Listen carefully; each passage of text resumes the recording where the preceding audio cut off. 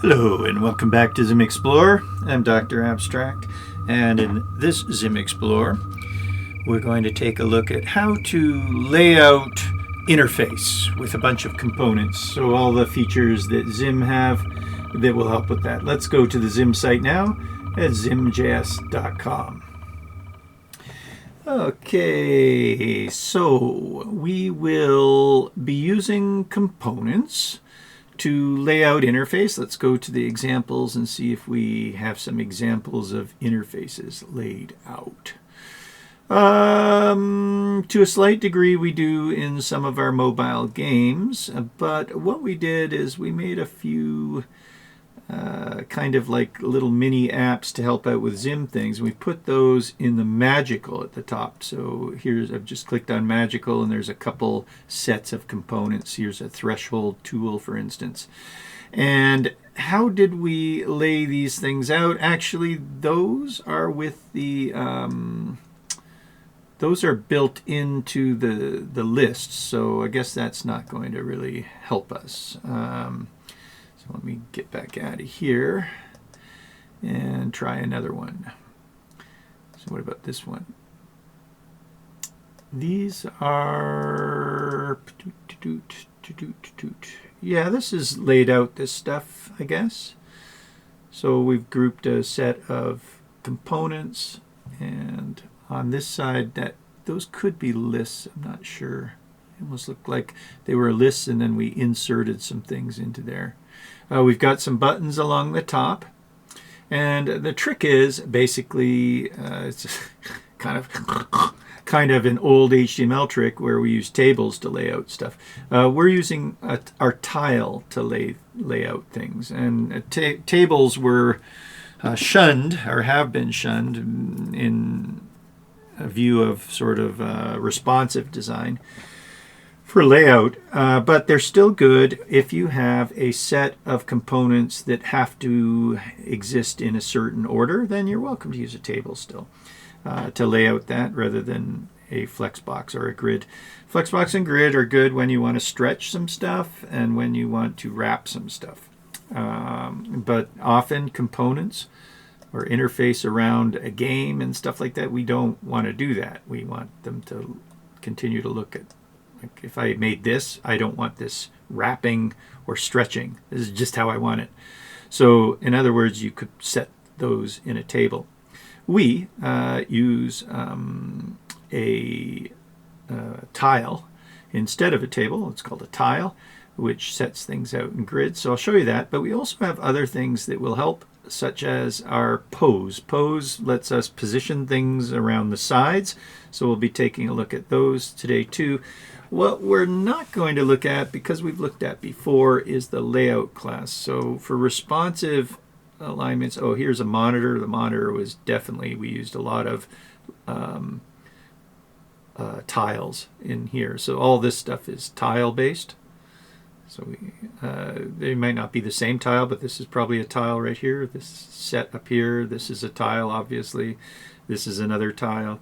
We may have tiled all our tiles, so you can then branch our tiles. And we put that into a panel as well. So, I mean, you can lay out and put it in a panel, but often our layouts are just sort of around the edges of stuff, but that's in a panel.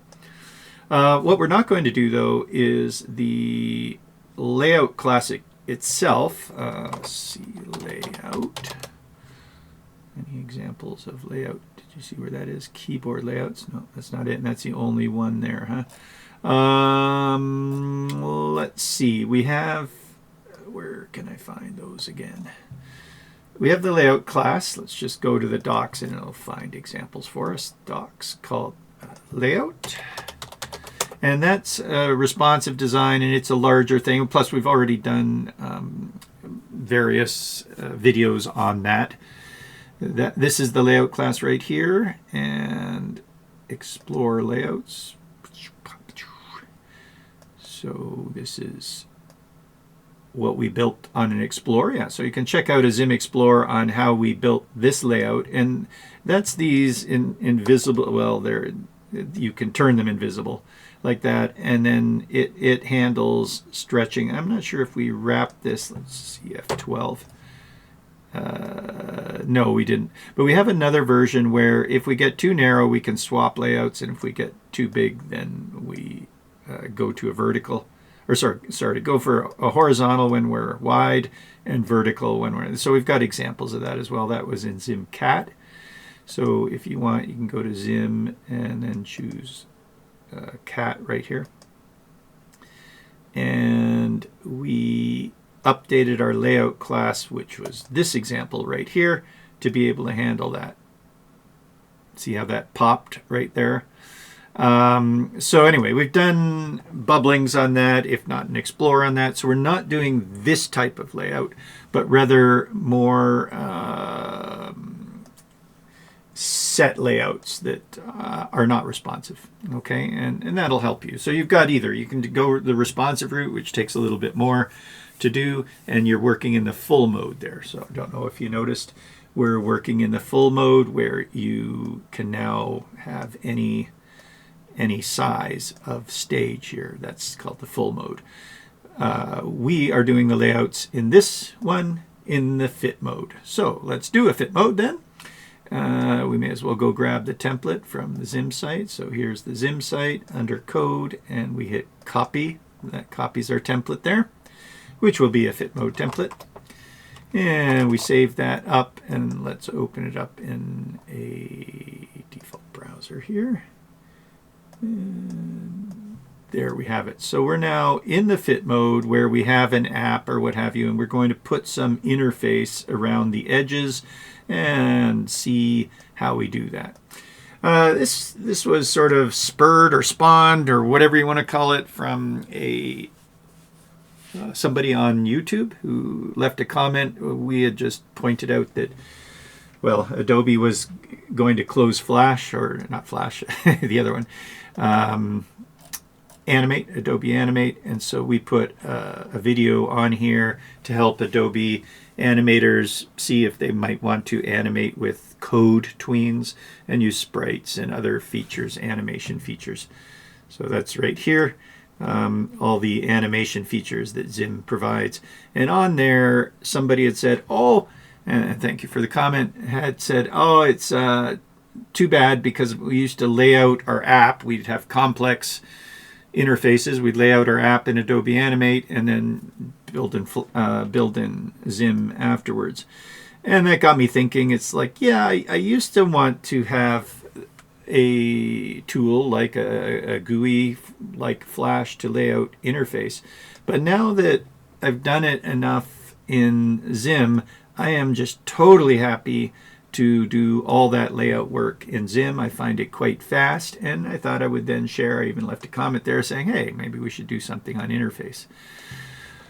So let us begin then. Here we are in our template, and first of all, let's explore pose a little bit. And that is, if we have a new rectangle, so imagine that this is our interface here, and we say that it's 300 by 100, and we'll make it gray. There we go. If we center it, we would have a centered interface. And so where's our, here she be. So if this were our buttons or interface, there it is centered. That's not very usual unless it were in a panel, at which point. If we center, actually, I guess we could do this, a pane. So when you want to start a game, for instance, usually you want sound, and sound doesn't play until you start the game. So you would want to start the game with a new pane like this, and .show, and then in the pane you would have some content. So the first parameter is content, which means you could make whatever you want to put there in there. We've got some ways to format traditional kind of panes, like confirm panes, yes or no. We made a content object that will put in those buttons and messages and pad spacings between them and stuff, or margins between them. And so you can do it that way, or you could build whatever interface you want inside of a container and pass that into here. So, for instance, we could pass that rectangle into the pane, and then that would show up in the pane, or you can just put a message saying start game. That's the very poor man's way of doing it, I suppose. And that looks like this, and then you get your centered pane to start game. But in here could be some buttons, like a help button or something like that. But here's where you would put your instructions. So yes, okay, great. We've got a centered interface in that case. And when you press that, the game starts. When you press that, it all happens in here. So you could just throw an init in there, go function init, or you could have used an arrow function in there. And then everything that you code from now on goes inside of here. That's not really what we're talking about. Okay, so everything goes inside there. You might need a stage.update at the end of it. I'm not sure. I think we do a stage.update for you in the init. Let's have a look. Okay, so here we have our start game, and indeed we do, and so our stuff comes in. But anyway, we're not really wanting to do a centered interface, so what I was wanting to show you is we can then choose where we want to put our interface. If we want it centered at the bottom, then we go pose, we go 0 from the middle and up, say 30 pixels, and then we center and then bottom. There's now bot as well. I'll put the whole bottom in there. And now our interface is put along the bottom, and we have pixel control of that quite easily here. Whereas if you were in Adobe Animate or whatever, you don't have pixel control. You do, it's in the panel over on the right. So on the right, you could make this have a width and a height with the panel. Oh, sorry. Make that have a width and height with the panel on the right, and then you pick this up and move it around, and you can actually position it possibly, but you couldn't get it 30 up from the bottom. That's hard to do. You have to do a little calculation to find the height of this thing. Then you would position the X and Y, which is your registration point here, would be the height plus 30, and then that's the Y that you would put in there. But that's actually a calculation, whereas here, you're saying, I want 30 up. That's actually easier. I find this easier than positioning something and trying to figure out how to put it. I mean, I guess you don't have to put it 30. You can then visually place it. We have another way to visually place things, for instance, and I'll just drop this down. And if you want, you can just go like this, .loc somewhere, and then .place. So there's a couple ways that we can do this. Here's one. If we loc, it's just going to loc it at 0, 0 right now. So it's loced at 0, 0. I pick it up and I say, okay, say there. You know, this or here. This would be like in your Adobe Animate. There, I've positioned something. And then we look here and we get the loc, 680 by 634. So I copy that and I throw it right in there. There we go. So that's not that hard to do either, right? And then we get the benefit of continuing on with our very focused coding. When you're coding, you can code really fast without having to go out and wrangle things in the GUI. All right, and I'll show you what I mean as we code. First of all, we might not like the 634. Maybe we go, okay, let's just work with some whole or some rounded numbers there, or whatever you want to call it. So there you go. Now that we have that, we uncomment that. And usually when I'm building, I will leave this uncommented to give you guys an indication that I used place there. Also, you might want to change your mind, and if you want to change your mind, you just come back and say, okay, let's replace that. All right, and when we refresh here, you'll see that we're in the same places that we were before. Okay, we can't move that anymore. But I wouldn't have done it that way. I would have looked at this and said, yeah, you know, that's a little bit different in there. Maybe I didn't notice it when I was dragging it around. You don't always want the margins here to be exactly equal. But if you did want them to be equal, it is easier to just go back to the pose and say 30, 30 from the right bottom. And now we've got the proper margin there, the exact margin. How do I get rid of this thing? Okay, now we've got equal margin there if we so desire. And we just look at that and go, nah, it's a little bit too close, and then I'll drop that up to 40-40. And what's nice is I can easily match that. If I have another one, I can easily match it on the other side. So here's my other one, and 40-40 on the left bottom. And now the pose gets two of these things, and they're perfectly matched. You know, that was pretty fast, huh? Perfectly matched interface, and this happens quite a lot, where you want to make sure the margin on the left is this, the margin on the right is same as the margin on the left. You may not have two boxes like this. They could be other things, right? Which we're about to show you other things. But that gets you the positioning that you want there. And if you say, no, let's go to top, then we've got top. We come back here, and we've got top. I'm not using live server either. If we use live server, it would already be up at the top. I don't know if you know about live server, so let's open this up in live server. Sorry, just got stuff in the way. Okay, so there's live server, and I'll leave. How about I leave it here? If that won't work, and I'm going to go to the bottom here. This is when I want to go bot like that, and ready. I'm going to hit save, which you can't do, and they're on the bottom. So live server just lets you, as soon as you save it, it updates it. You don't even have to do a refresh. When I'm teaching, which to some degree I'm doing right now, I usually like to allow myself to show the person the old version, and then I hit refresh myself as I show them, and then it moves. So I don't usually use live server. But you guys might want to when you're developing, and that way it's even faster. It's one step faster when you're adjusting this stuff. It just changes over there for you, so to speak. Okay, anyway, there are some rectangles. Why don't we just work on one there? This is the right-hand side. Let's adjust it to center, I guess. So we've got one now. It is centered on there. And come back over here, and there she be. Centered.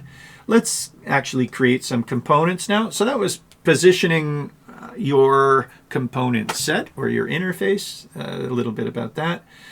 If we are making some components, we want to use tile. So the way tile works is as follows. New tile. We could tile an object, so a new circle. Well, how about we could say new dial? Well, I'll go new, let's see, button. Tile buttons. Doesn't matter too much, but that's a good one. And then we say how many of them, like 10 by 10. And this is the spacing, so 30 by 30. And we will dot center this on the stage there.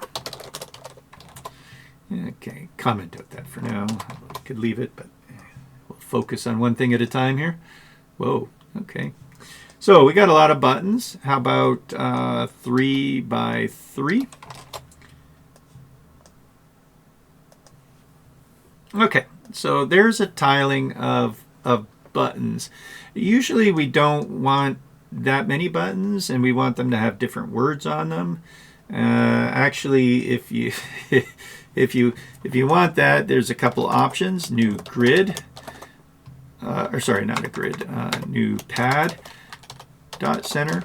So if you want a bunch of stuff like that, then consider the pad right there, which lets you can put different words in there too, and you get and different spacing if you want. You got a pad, and if you only want a line of them, then new tabs like that, and you've got a set of tabs that you can put around anywhere you want. You can put little round things on those tabs too if you add a corner to it. And then they look like real tabs. Those would usually go up at the top. You can also run tabs vertically and come down the side. So anyway, that's when you have a, excuse me. So this is when you would have, you could put words in there too, but like make a button bar, etc. When you have repeating interfaces, then look for certain ZIM components that will help you out with that. There's also a list like that, which is as follows. Okay, and you can put any objects in this list as well. So you could have scrollable components of different types of components. I may have shown you a little bit of that in our beginning. But what we're wanting to do is showing you layout of non-repeating types of components. More specifically, so that's when you would use a tile. Like these are already tiles, so that's how we got these. These are buttons, and they're tiled, and they're sitting inside of a window. So we have a window there to do that.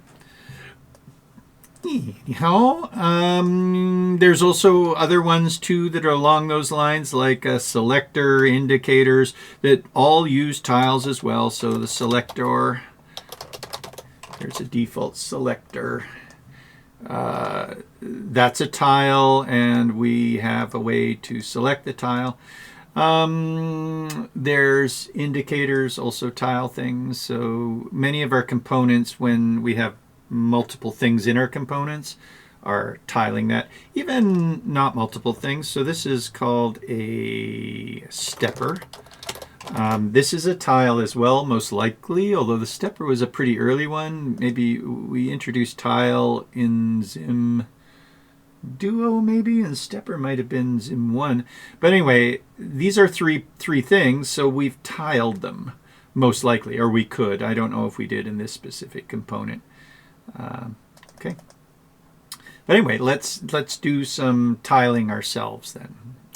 So I was saying that we have a new tile, and here we're going to tile the same thing multiple times. This is how the tile was made initially. It was for making art, like a new triangle, and we put that in here, and we would get a tile with triangles, and we could change colors of them and stuff. And so it was a tool that was used for making art.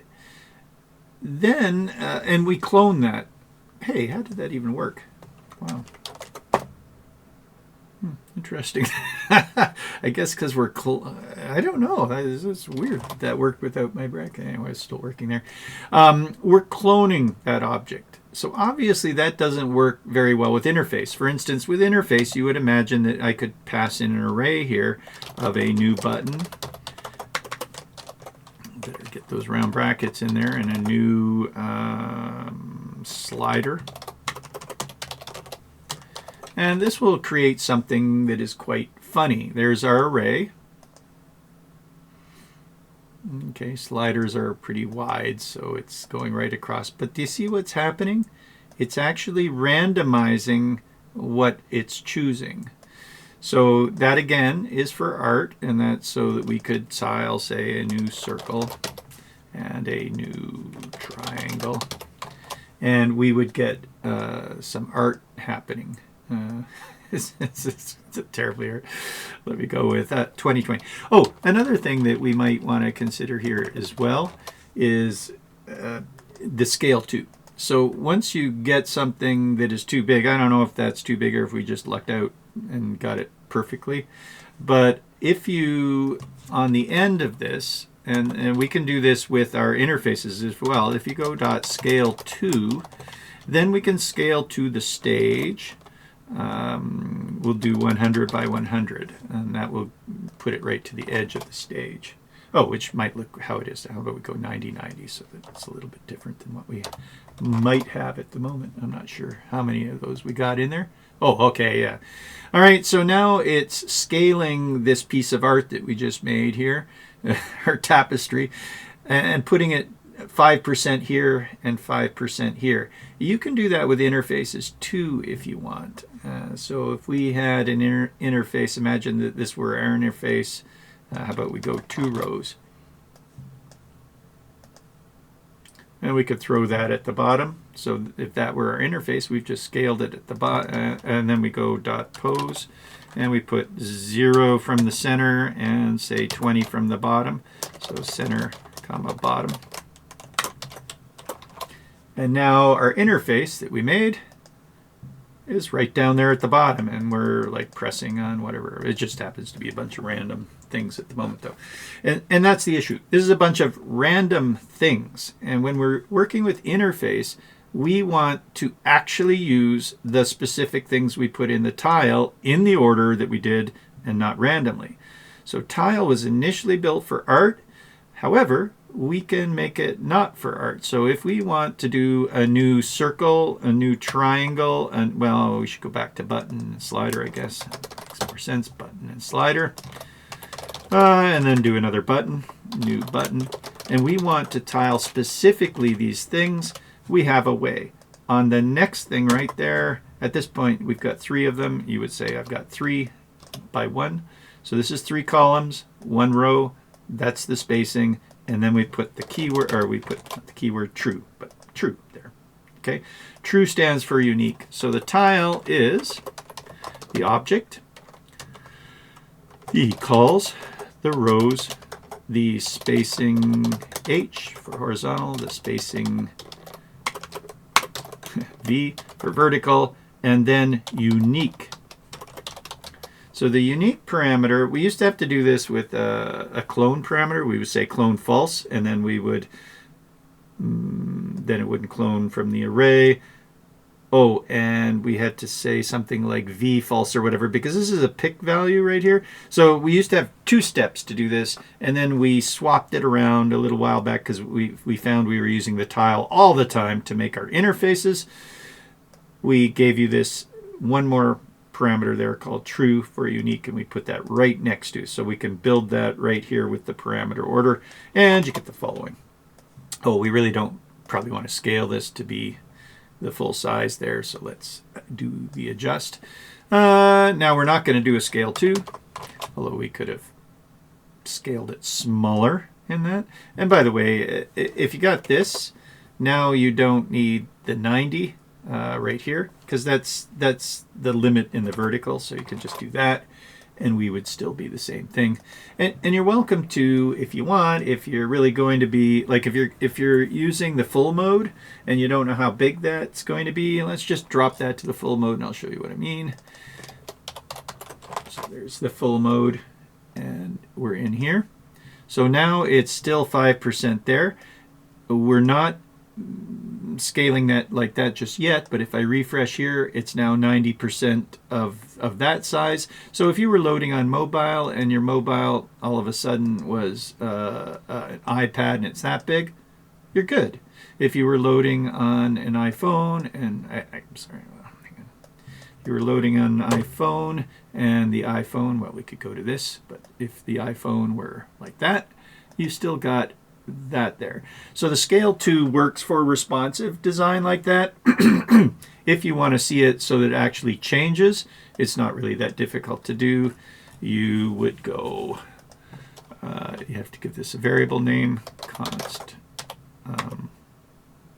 nav is equal to, if that's what we're building. It's usually not a nav though, that's navigation is more specific. This is interface. Don't know if that's a keyword. Yeah, it is.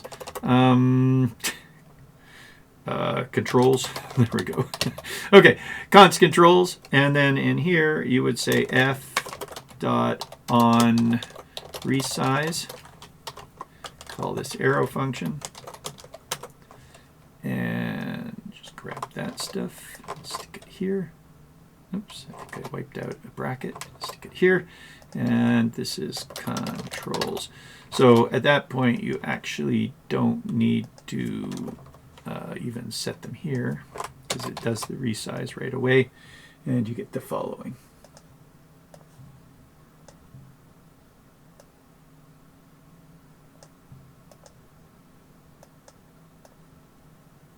Okay, so responsive design on your bottom thing. it's not vertically aligned in the center, which we should probably do, but we'll get to that in just a sec. All right, so that is responsive design with a tile and the full mode. But we're going back to the fit because remember we're dealing with fit today. So we probably don't, well, we don't need to do this stuff anymore. I'll leave it commented out so that you guys can see that if you look at the code one day. And then back up here, we don't need the scale too. We're not doing it that way. Okay, so we can just position this thing at the bottom, and now when we refresh, we're back to, that is the actual size there of our default size of those things. We'll get to sizing in just a second, but let's adjust the alignment. We've got our tile here. Align and V-align are a little bit farther along in the parameters. So if we go to the ZIM site here and pick the docs and go tile, like that, they're sort of disappointingly far along. Here they are. So we are spacing H unique, then you can specify width and height of the whole tile, the types of squeezing, so that gives also responsive. In other words, we can make our tile sizes, column sizes and stuff, squeeze as we collapse our tile. And that squeezing is actually independent of rows and columns. So do we have an example here? Yeah, here's the dynamic example.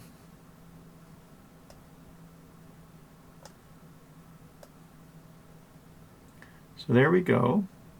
And then here is the squeeze the width. Okay. All right. You see how all these ones squeezed in there? Okay, HTML couldn't do that.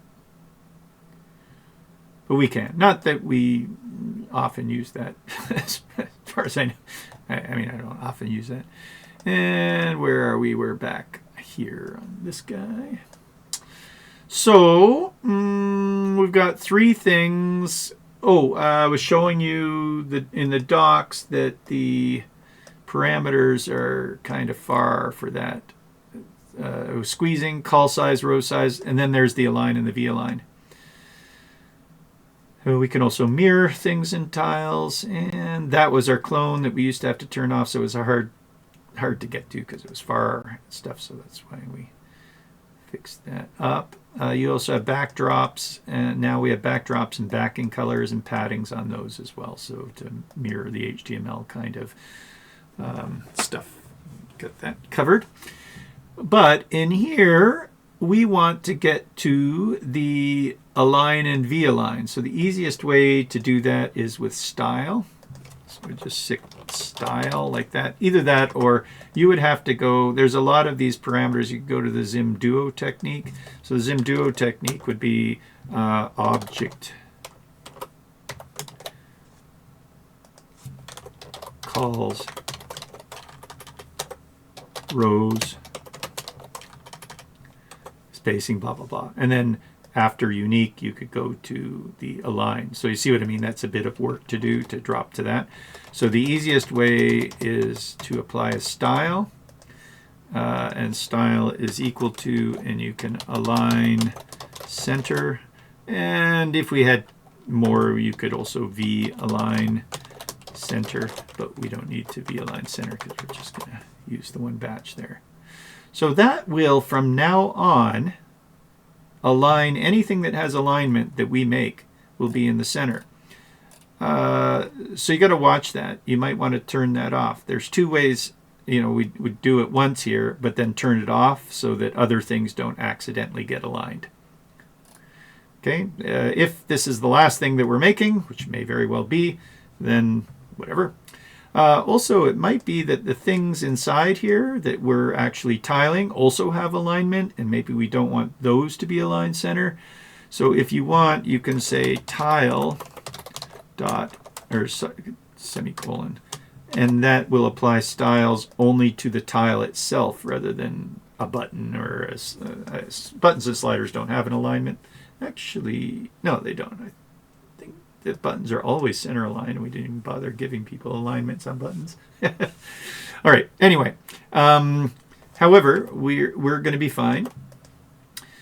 That would be fine. It's the last thing made. Okay. But if you want to turn it off, there's two ways. One, you can say once, true, and that will only apply this style once.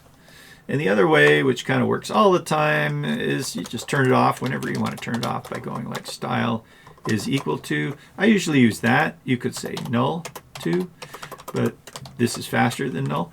That is how you can turn it off. You can also say style.clear like that and use the style class directly, a static method on the style class directly. But that also is longer, so this is how I would usually turn it off. Either that or use the once true if I feel like just doing it up here. Okay, so now we've aligned our objects in this. Oh, actually, we are wanting to v-align center. Isn't that funny? We do want v-align center because it's this guy that I was wanting. So here's my teaching technique. This is what it used to look like, where the slider is at the top there, because it by default it top left aligns everything. So now when we refresh, it's in the center vertically. So that's funny. I forgot we were doing that one.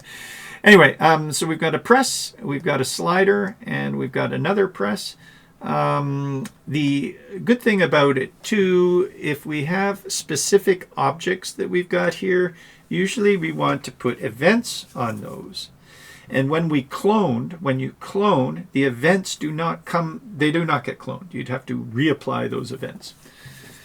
So we are fine here because we're using the unique true, which means we're not going to be using clone. We'll just use these exact things.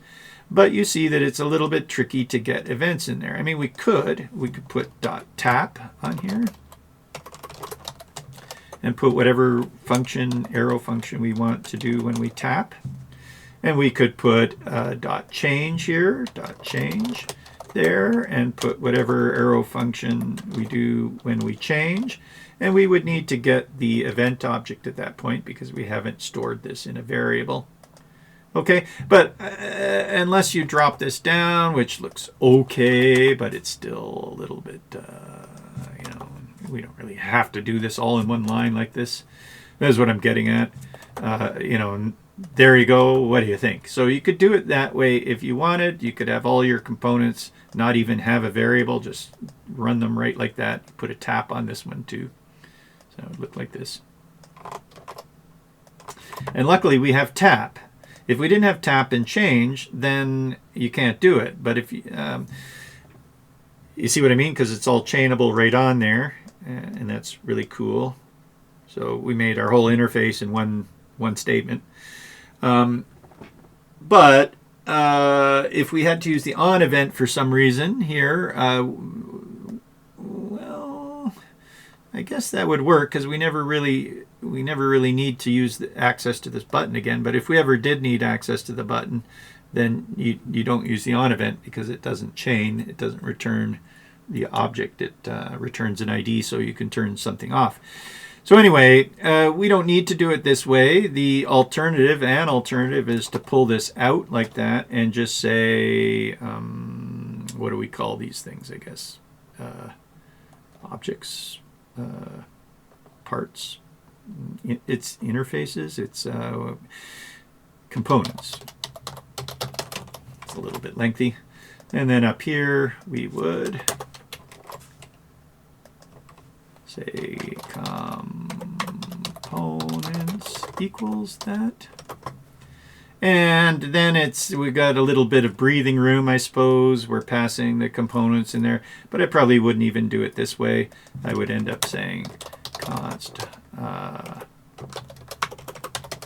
button 1 is equal to, take that, stick it here.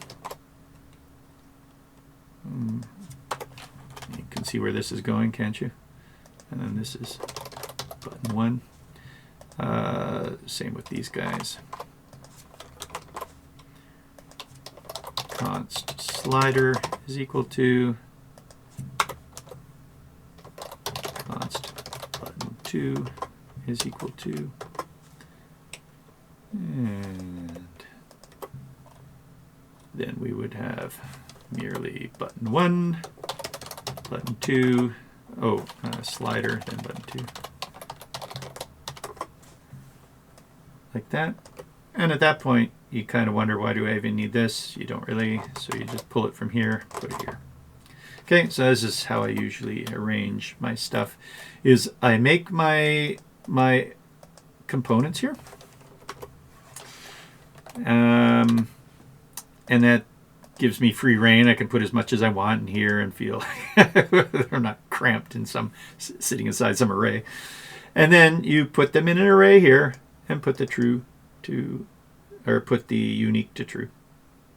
And that's it.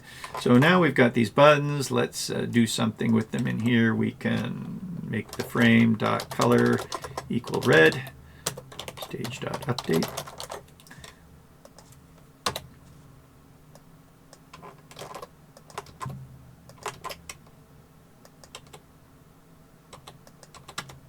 And blue.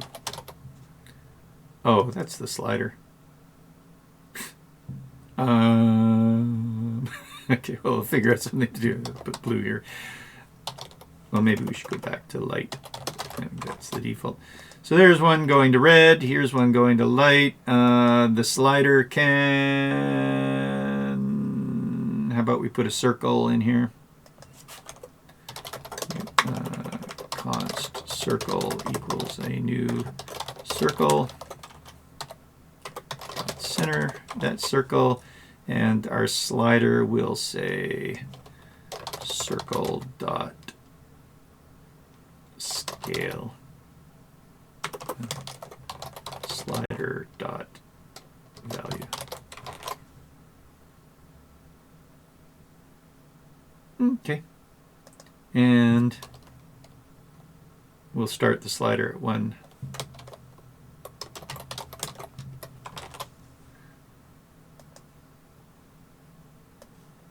So, red, back to normal, red, back to normal, slider, scale, 0, 1.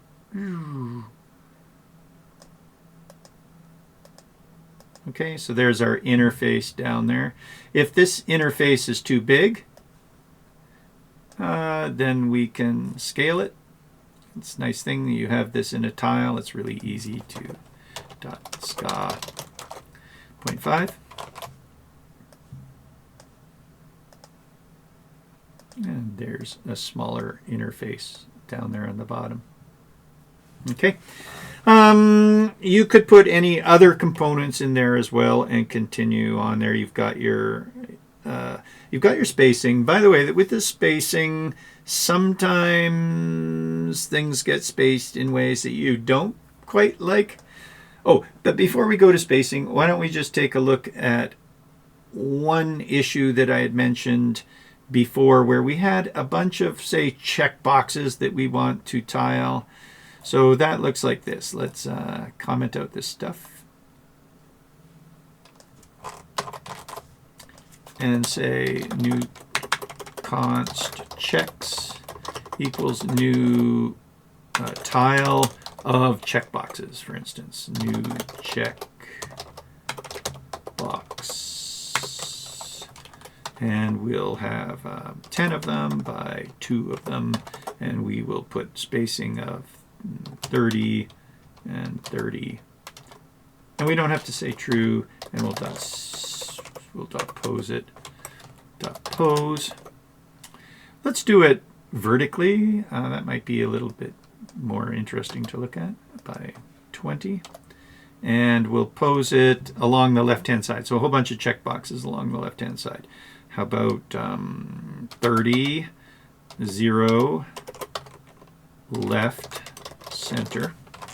And now we've got a bunch of checkboxes across the top left. Let me have a look at this. Tiling, a new check box, 2 and 30. We still have a circle there. Const checks posed, left, center, new checkbox. I'm getting nothing, so I don't know why I'm getting nothing here. F12, checkbox is not defined. Oh, capital D. Checkbox, there we go. So now we have too many checkboxes. They don't fit there. They're too big. So we could do our scaling. Dot scale, if we don't want to think about it, scale to the stage, and null here, we don't really care about the width, but the height, we want, say, 80% of the height. And now we've got 10% there and 10% there. There's all of our little checkboxes. Let's make those checkboxes a little bit bigger. And we can do that by decreasing this. We'll drop it to 10 and 10. Although, yeah, 10 and 10. And now they're a bit bigger, and we can pull up to, how about we pull up to 90? And let's move them from the bottom. So we'll call it 30 from the bottom. And that would leave room, possibly, depending on how this turns out here. It doesn't quite leave room for a title. I wanted to get room for a title in there if we wanted to. So that means we still need to squeeze this a little bit, 85. Okay, do you see how I'm designing here? And there we go. We've got all the checkboxes. That would have been a bit annoying to do, very annoying to do in a graphical user interface, like dropping a bunch of these checkboxes in there. So coding can sometimes help you. It depends on the type of interface that you're making. But I got that exactly how I want in less than a minute. Okay, so there's my checkboxes. And say you wanted to put events on here now. You sort of, hey, wait a minute, how do I set half of them to be checked? Maybe we want to set all of the first ones to be checked or something like that. Or how do we find out which ones were just pressed on? Okay, because we cloned them. We just made a whole bunch. We didn't put an event on it here, etc. Then you go and you can do a couple things. One, you can say checks.loop. This is the ZIM loop. And then we would get a check. Check is in the mail, like so. And now we have access to the checkboxes directly, and we can do things with them. We might want to store an index. And we can say if I percent 2, so if it's divisible by 2, double equals 0. Sorry. If it's divisible by 2, then check dot checked equals true. I think that's how it's done. And now half of them, the first batch of them there, are checked. So that's how you can control specifically items after you've made them, is you can loop through them and access them. You can also loop through, so if you don't want that, if you wanted a specific one of them, you could say something like checks dot items. There's a couple ways to do it. One is get child at and use the index 1. That would be the second one. Dot checked equals true. And this would make the second one in here, which is the one on the top right, to be checked. Or you can access an items array as well. Checks dot items at 0 dot checked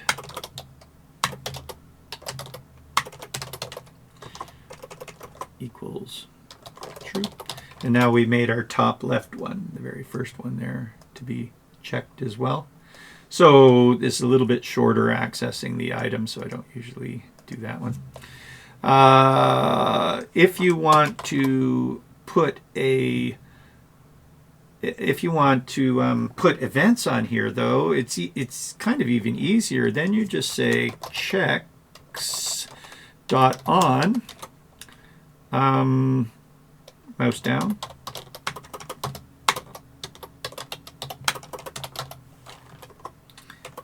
comma, call this arrow function. We'd store the event object in the arrow function like that. So this is the event object E. And then we can say zog E. What do we want to know? Which number it is? Zog E dot tile num. Okay, so which one just got checked, and then we can also find out what it is. So zog, zog on the same one. E. Oh, sorry, that's E dot target. E dot target is what was clicked on. So E dot target dot tile num, E dot target dot checked.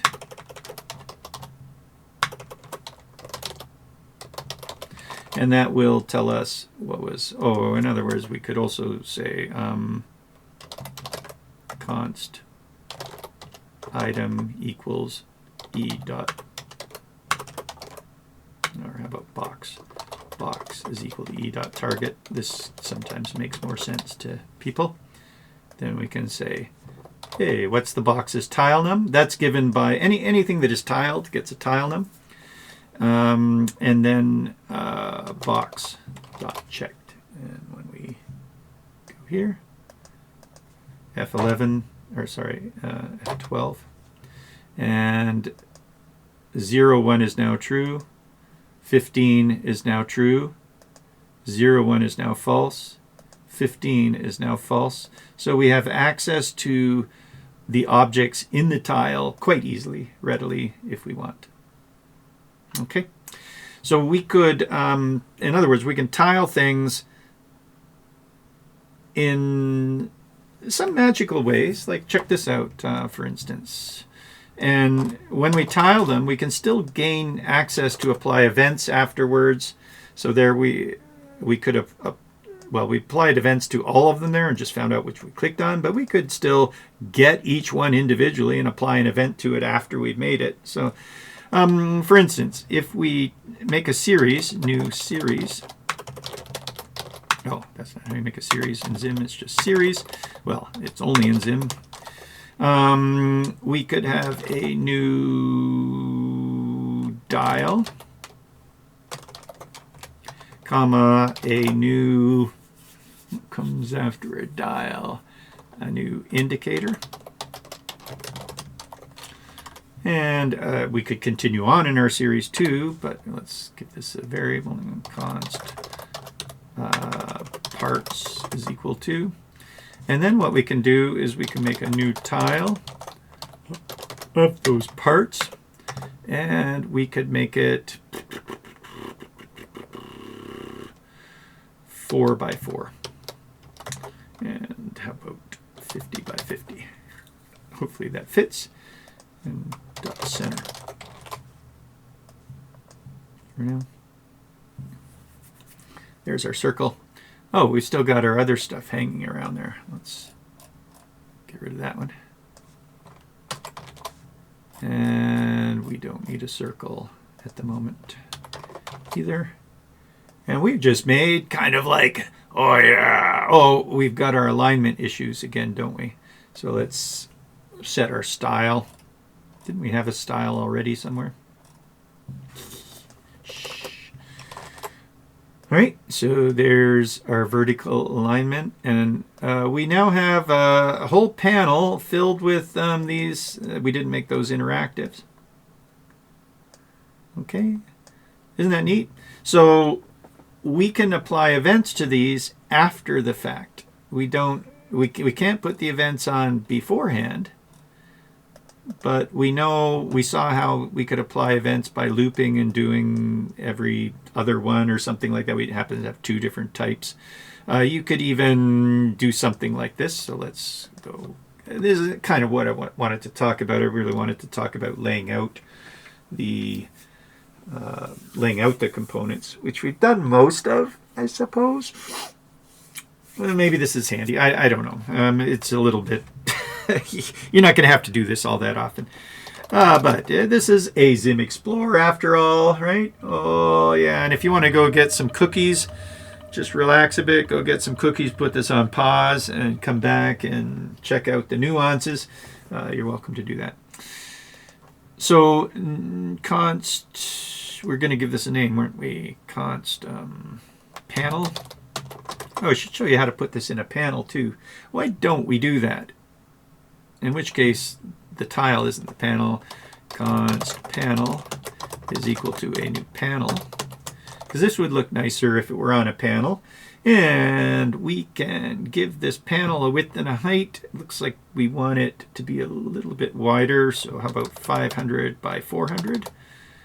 And we will dot center that panel for now. And then this will become, I'll just comment out our tile for now and make sure that our panel got made. So there's our panel. It's not draggable, so we should set our panel to be draggable. We can make it collapsible too. And then we're going to put our interface on that panel. So draggable, we can add it to the style, I guess. So let's copy that. We'll leave this one commented out because it's all part of sort of what we were doing up there. But we'll bring it back here. And in our style, we will also say, I believe it's draggable, true. Let's have a look. And now our panel is draggable. You can also set bounds on that. Collapsible, it might just be collapse instead of collapsible. So a little bit of inconsistency there. Collapse, colon true. Or maybe it is collapsible. No, there we got it. Collapse colon true gave us this little arrow. So now we have a collapsible panel. We could also have it have an X to close the panel, but we won't bother. All right, and we want to put our parts onto the panel. So let's build, that's our series. Okay, well, we'll move our series down.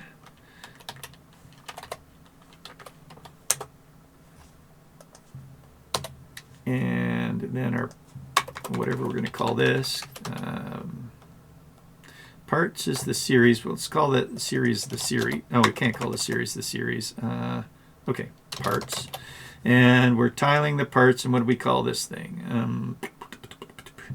Can't call it interface.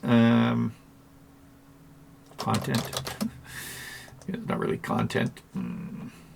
It's not really nav. What else? We've already used panel, parts, components. Okay, components is equal to that. And we are going to dot scale. I can do it. Dot scale to the panel. And how about 80, 80? And then center it on the panel. Oh, we can do that, but you'll see what will happen in just a second. Components is const.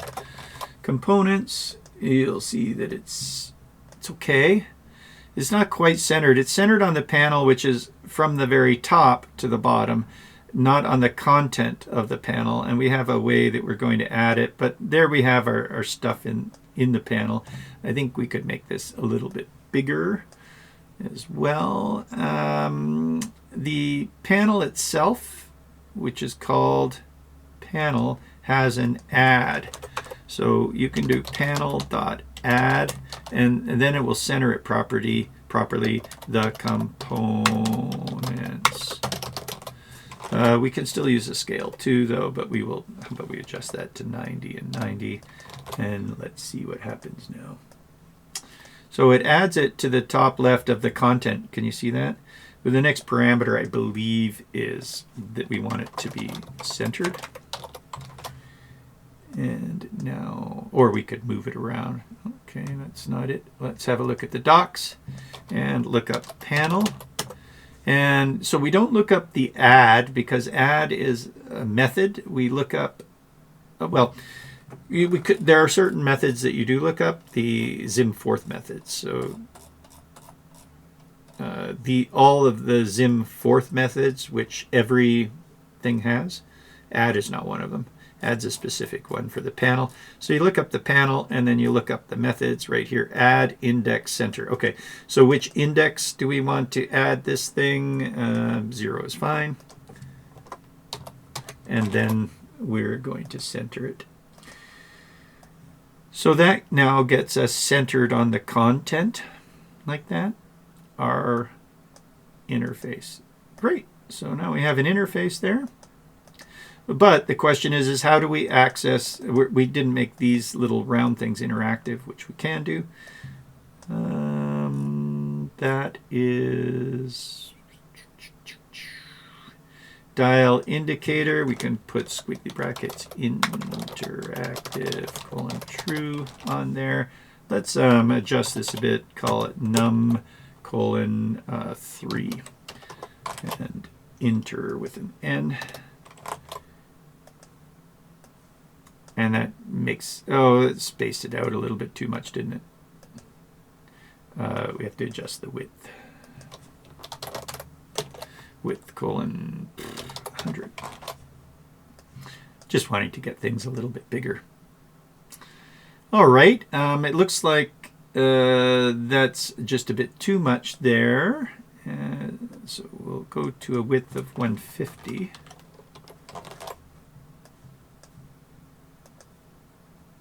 It's still bumping up against the edge. Our 80% of the height is being used up with the bar up at the top there. So we might want to make that more like 85.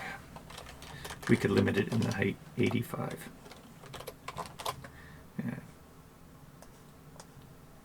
And that will squash it down a touch.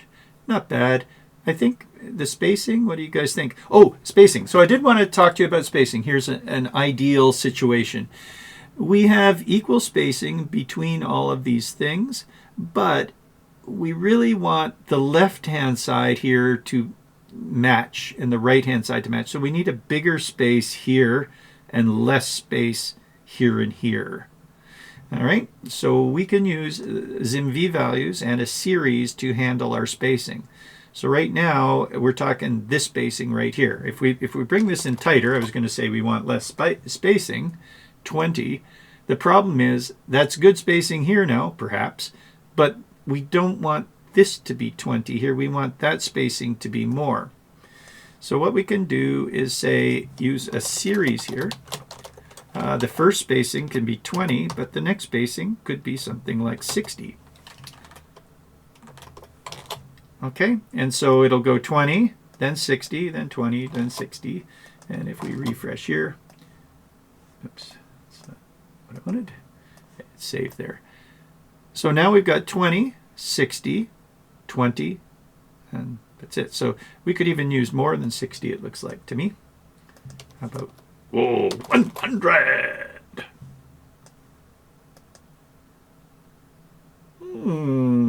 Looks pretty good. Still a bit cramped in the height though, so let's change that to 80.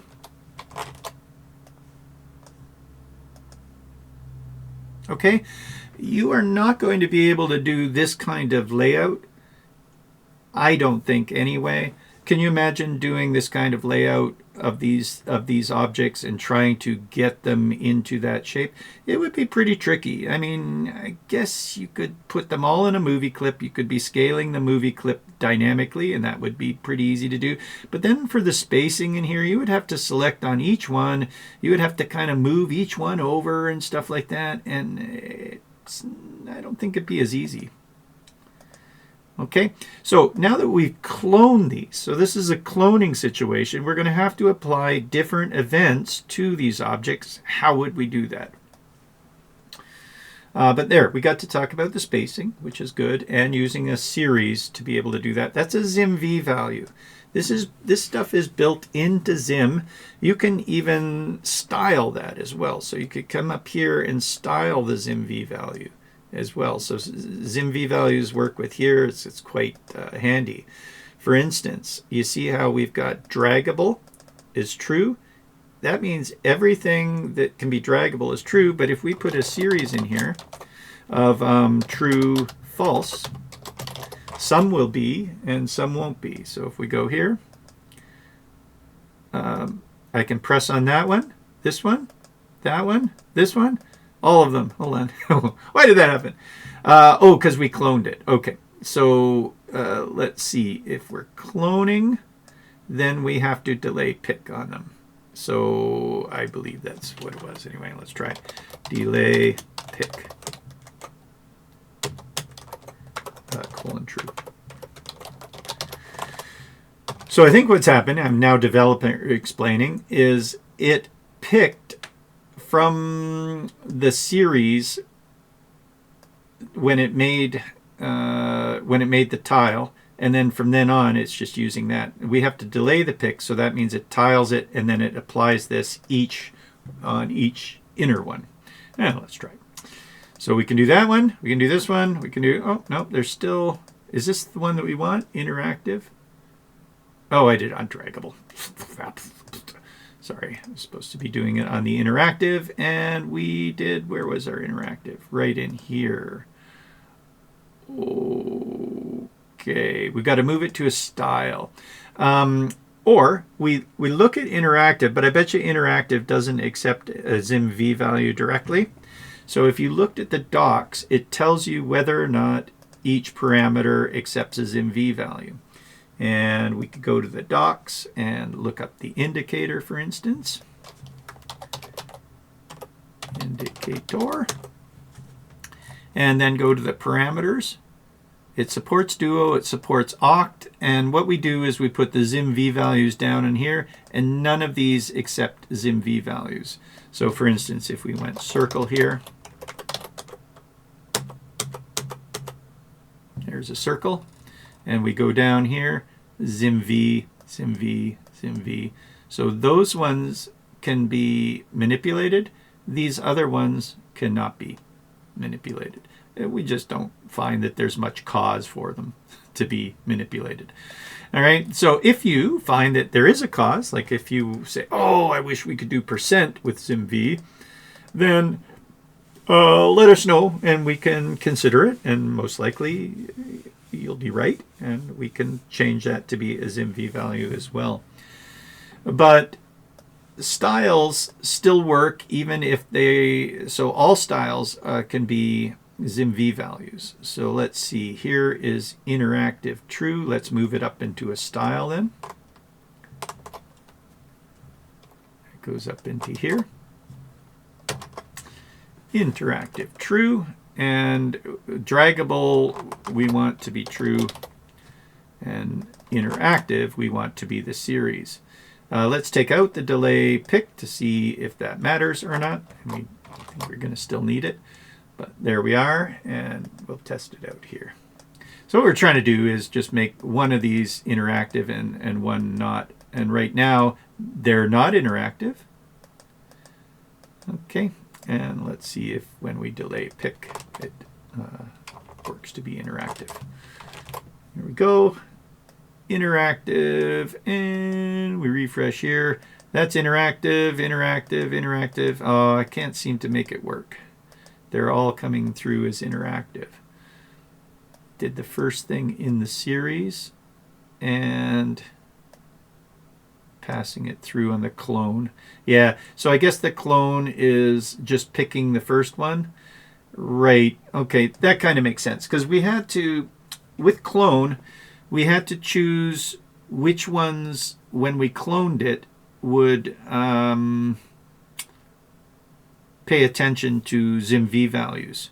And so things like the color of a circle, that was quite important for us. So for instance, if we do the following, new circle, we're going to put that in a tile, new tile, new circle, 10 by 10 dot center. We now have as follows. Oh, lots of circles. Maybe that's too many. And the height, how about 8? And not 80. 8 and 8. Let's see if that fits. Do 8 and 8 fit? Still not on the height. No big deal. 6. There we go. So we've got that. If we put in here 50, which is the radius, and then the series of red, orange, we now have a series of red and orange tiles. That's kind of what I was looking for, but that's because in the clone we have a clone exact or a clone with pick. And in the clone of a circle, we say that we want to be able to, as we clone this, still manage the series. So anyway, sorry about that we couldn't get it working. I bet you I could if I weren't sort of live on video here. There's must be a way of being able to do that. You could do it after the fact. So here we are approaching the after effect, because we do want to find out how to get events on those as well. So I'm doing that. We failed at making the interactive in a series be true false, even with the delay pick. What that's supposed to do is say, don't choose it right away. Each time it gets made inside of the tile, like this gets made inside of the tile. It's parts. Oh, parts is a series itself. That should still work, even though parts is a series. As it goes and makes a part, it should then take a look at the style and choose its interactive between that, and it didn't. So yeah, I don't know why. It's too bad, but like I said, maybe there is a reason. I'm just missing it. So there's our parts. The question is, though, how do we access the things in behind? And we've already done that kind of thing. This is our components. So we say components. We could do it individually. Components dot items at 0. That's the first one. So, oh, by the way, we're back to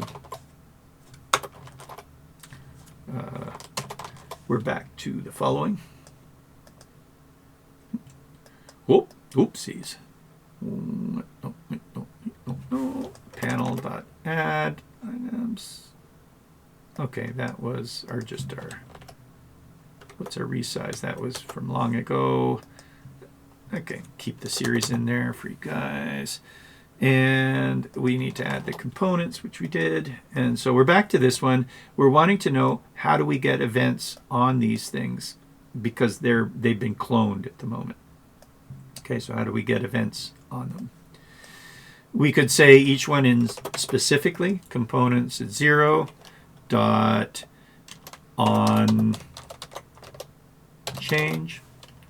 Call this arrow function. And then with this one, we could say components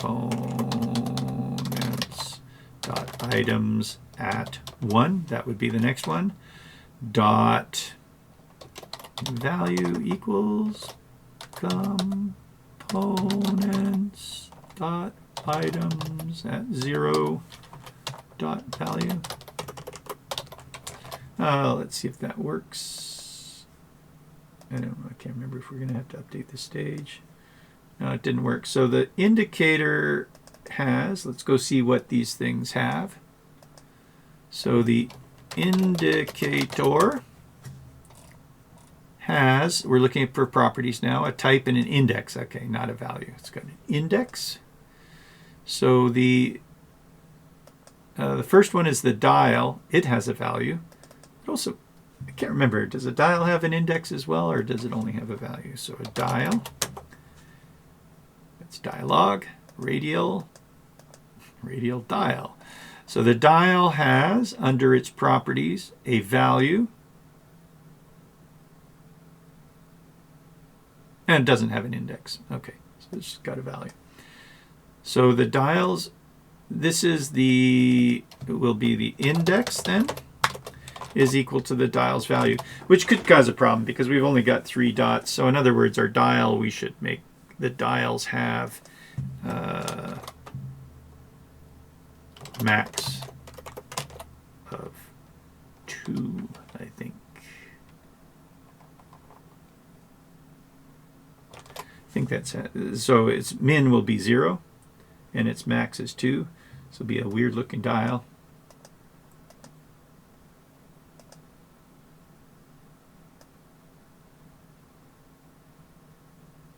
Yeah, it's kind of a funny looking dial because the dial right there, so we've done it. There it is at 0. Here it is at 1. And then when it gets up to the top, it's at 2. We have to come back this way. So it's a little bit of an awkward dial. Why don't we make it a little bit better and have them go to 5? And so we'll put them to 5 here. We might have to bump that to 200. And then we can have 0, 1, 2, 3, 4. So we put 4 here, and then it will have 5. I mean, there's we can also have, so 0. Okay, a little bit better. Still a little bit of an awkward dial. But there, we've done it. We've applied an event that is doing that. It's not the tidiest looking, though, is it? It's like, that's a little awkward. But we should be able to make it work for all of them if we put this in a loop. So now we're going to loop. How many times do we have? We've got, how many sets of these? 1, 2, 3, 4, 5, 6, 7, 8 sets. So we're going to loop 8 times. Each time we would get the index. And we put this thing right here into our loop. And then this becomes items at OI times 2. Was that? Oh, this is our first one. Yep. And this is our first one here too, I times 2, and this is I times 2 plus 1. And now they should all work. So it's a little bit better, I guess. It's a refresh here. Hopefully they all work. That one works. This one works. And this one works. This is oh, it's not interactive because at some point we lost our interactive. And we would do the reverse. So here is the indicator, and we wanted to make this interactive true here because we failed interactive true. We failed in the previous way. So those are interactive now, and we would just be reversing this kind of stuff. So this would become +1 here. And this would be that, and it would say value. And this would be +1 there, and it would say index. And we've just swapped it around, I think.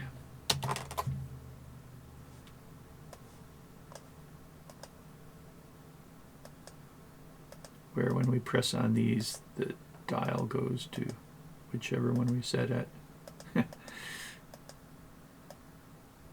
I wonder what happens if we say the steps of the dial,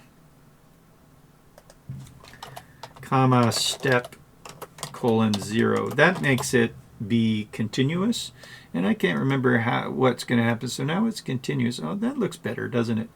So as it moves around, oh, but we can't. It looks like we can't quite get to the last one. Yeah, the continuous doesn't treat the last one as an index because that would be kind of getting infinitely close. So we'd have to do the adjustment on that a little bit so that we could get to the last one. You basically put the max to be one bigger, max 5 or something like that. Let's try that. It may or may not seem to work. Okay, so when it's in this region, it's at the end.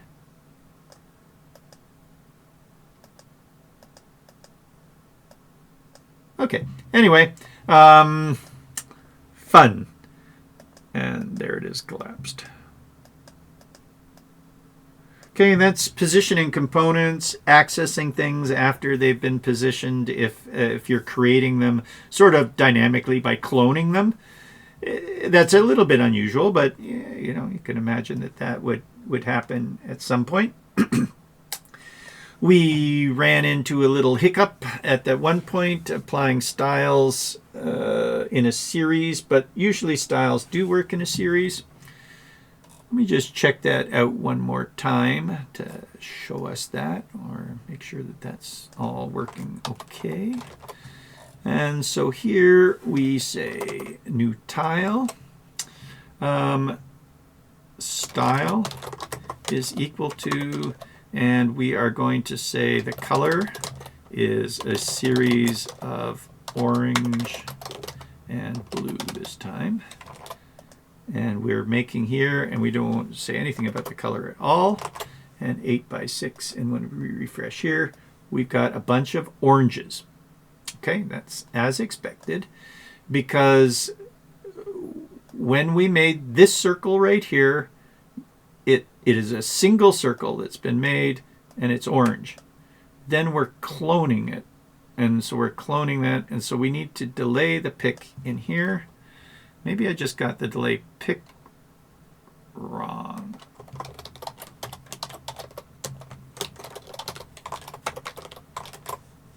And now we've got oranges and blues. So yeah, that's working as expected with the color, but didn't work on something that maybe...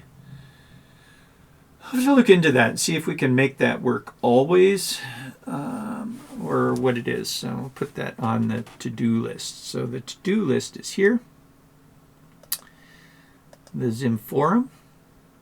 And pop on into, we'll put that under requests. Maybe it's either requests or bugs. We'll put it under requests. What was that? Make ZIM monitor optional. Okay, which we did.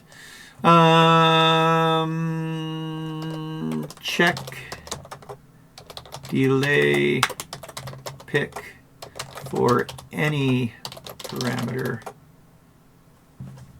and I'll just copy that.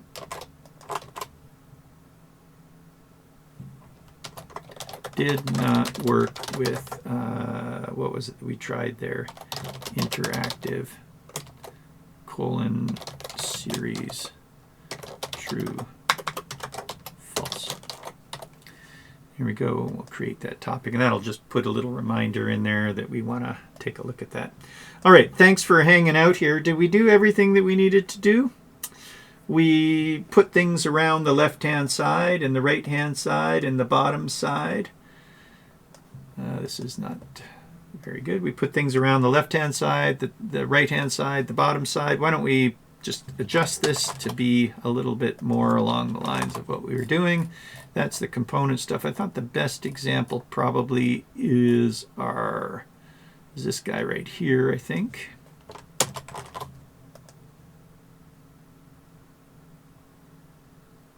Yeah, and we turn the style off. All right, did we do anything? Do we need anything else? Oh, weren't there some events on the buttons?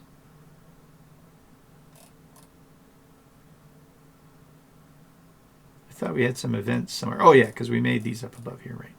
So all this stuff needs to be put into place. So we have our individual components. This is how I usually make things. Individual components with their events. And then if we want to put them into a tile, we can.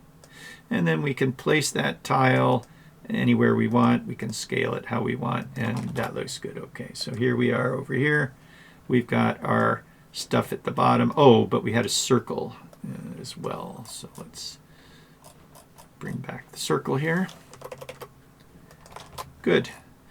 And if you want, you can put a background on that. Maybe just show you. So often you don't just leave it loose here. You put a background on that. And the tile has a backing now, or a backdrop it's called. So there's that. We can throw that in here. Backdrop colon white. Oh, backdrop color, I believe it is. So that'll give a backdrop color of white. But it's right kind of tight on there, isn't it? And so if we don't want it tight in there, I believe there's a backdrop padding :20. And I think that that's outside of the positioning. So we might want to bring that up a bit. But anyway, there's a bar for us in a sense. Some people want rounded corners. That can be a little bit tricky. So let me show you how to do that if I remember correctly. So the backdrop padding, good. And we'll move this a little bit. Oh, maybe the 20 was in there. Well, let's check. If we put it right at 0, does that hit the bottom? It hits the bottom, but if we bring it up 2, is that 2 up from the bottom? I can't quite tell.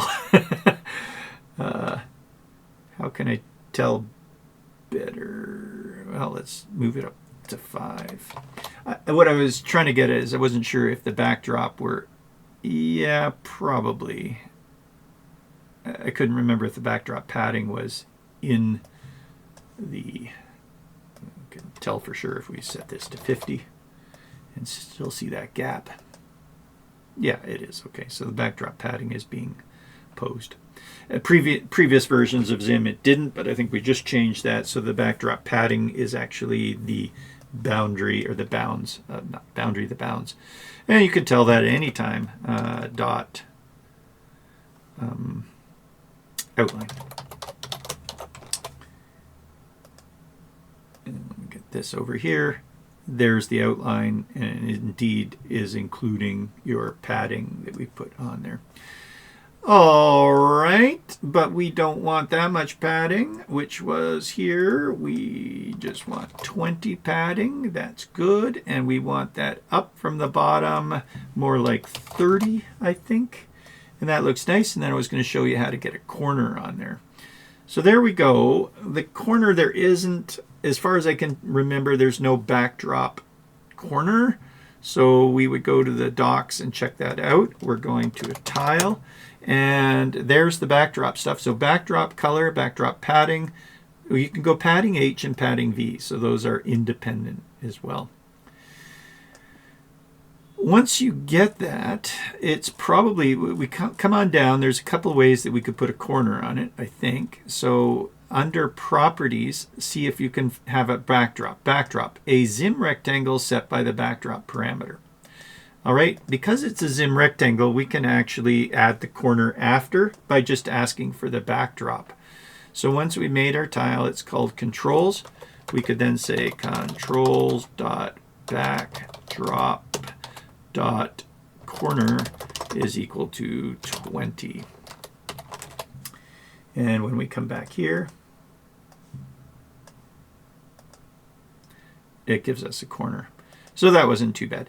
There's also, on some cases, though, you've got a backdrop like a pane, I think, has a backdrop that's a CreateJS rectangle, which is not a ZIM rectangle. A ZIM rectangle has a corner, CreateJS rectangle does not.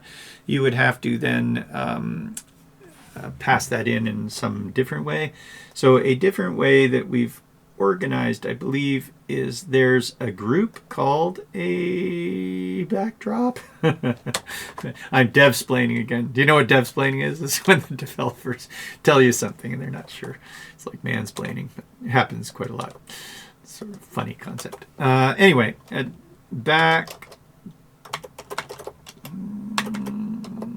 well, I might have to look it up. Backdrops, get these styles. So in some cases, for the background or a backdrop, like the background of a label, we don't, when we make a label, we don't provide like how to get a border on a background image on a label, because that would be all of the parameters of a rectangle we would have to put into the label. And it's just like, okay, enough's enough.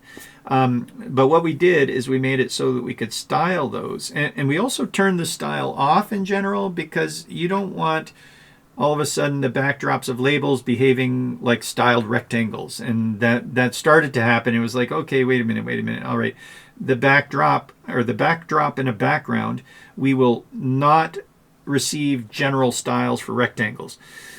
So we turn those off, which means if you try and use general styles on them, they don't work. So we decided a solution would be we can throw them into a group. This is called a group, and you can also get to groups by going group.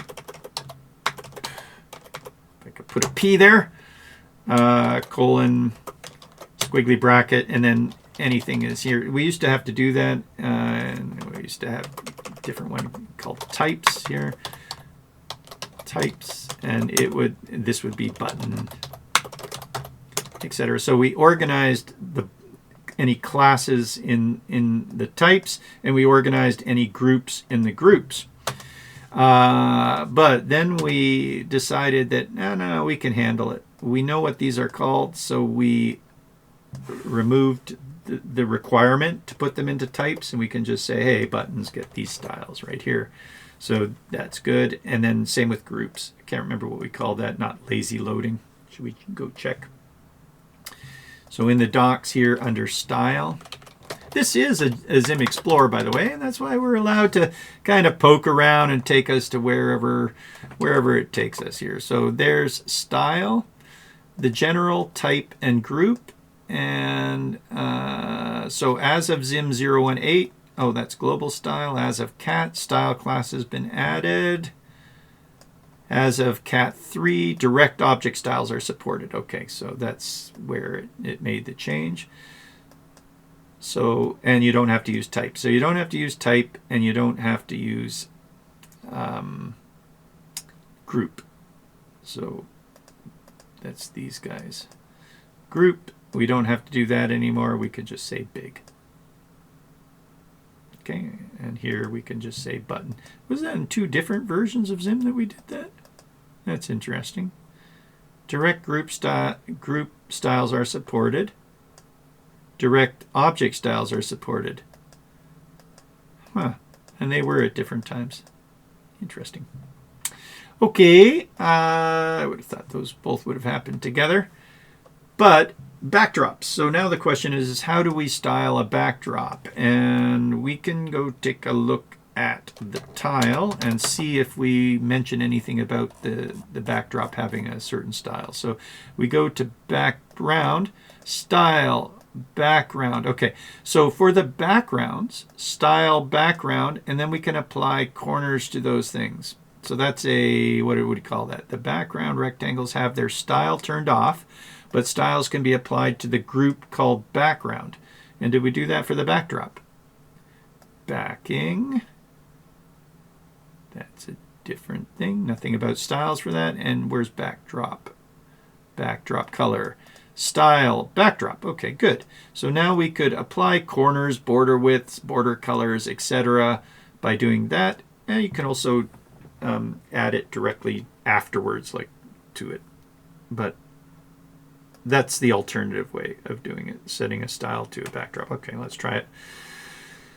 So backdrop, not plural, but singular, gets these styles, and the style we want is a corner of, how about some bigger corner, 50. That's too big, and then we don't need to do it afterwards. And let's see if this works as well. Hopefully it does. Yeah, too big of a corner, but there we are. And that's how we could do a border too if we wanted to. How about we go corner 20 and we say comma border color dark. And that will have a default border width as well of 1. There you go. Nice.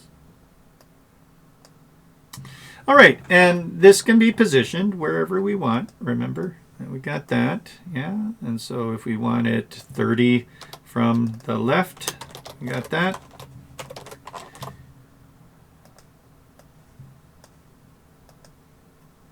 And there should be 30 from the left. Oh, yeah, these guys did the colors. All right, I'm Dr. Abstract. I think that's good. And with all this, we've made all sorts of things without needing an IDE. We can position around the sides. or the center. We can put them in a tile. We can put them on a panel. We can put them in a window if we want. But we also have a series of components that are already tile a bunch of stuff for us. Like there's a pad, there's tabs, there's list, there's selector, and etc. And those are already sort of multiple type components, batches of components. We have made other components too, like there's one that applies text. The text editor is there, and they're kind of like mini components that we've got in here. We've got things to splice stuff, and did you see that? I can't remember if we showed you that. So back on ZIM, hit the top there, back under, I could probably find it under examples. It was a slicer, it was called. There it is. Did I show you this one? I can't remember if I did. But here is sort of a complex arrangement. This was no problem making this. It's quite fun. Here we are removing the interfaces. What does the X do? Oh, it deletes whatever is selected. So this was doing a slicer like that. How do we add one? Oh, we just press in there. Okay, and then here's another one that's moving around with imports and stuff. Okay, let me reset that to be how it was. Neat, huh? And again, those are put in panels, but can you imagine how we're making those? We're using tiling to position this stuff. Okay, cheers. Like I said, I'm Dr. Abstract. Come on in, join us in the forum here. If you've been hanging out here this long, you must be interested in what's going on. So join us in the forum or in Discord. It's a brief view of the forum. We'd love to see you there. And you're welcome to ask any questions. We'd be happy to help you out. All right. Have a great day or night. This has been a ZIM Explore. Oh, yeah. Hopefully you got a cookie in the middle there, too.